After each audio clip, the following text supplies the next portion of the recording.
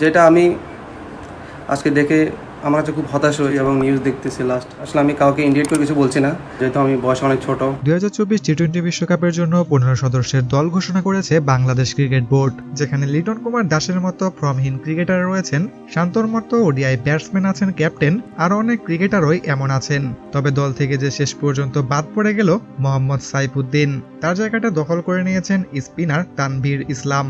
জিম্বাবুয়ের বিপক্ষে সিরিজটা ভালো হয়নি মোহাম্মদ সাইফুদ্দিনের। শেষ টি-20 ম্যাচে 4 ওভার বোলিং করে 55 রান খরচ করে নিয়েছিলেন মাত্র একটি উইকেট। আর এই কারণেই শেষ মুহূর্তে এসে দল থেকে বাদ পড়ে যান মোহাম্মদ সাইফুদ্দিনের দিকে ব্যাটিং করার তিনি খুব একটা সুযোগ পাননি। ডেথ ওভারে ইয়র্কার করার যে অ্যাবিলিটিটা ছিল সেটা অনেক কম পরীক্ষিত লোক। দল থেকে বাদ পড়ে নিজেকে সামলাতে পারছেন না তিনি।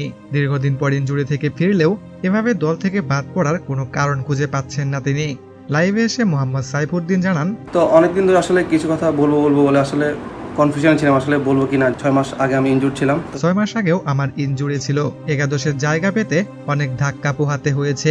আজকে বিশ্বকাপ স্কোয়াড দেখে খারাপ লাগলো। শেষ মুহূর্তে এভাবে দল থেকে বাদ পড়বো ভাবিনি। প্রিয় দর্শক, সাইফুদ্দিনকে আপনি দলে চেয়েছিলেন কিনা? আপনার মতামত অবশ্যই জানাবেন কমেন্ট বক্সে।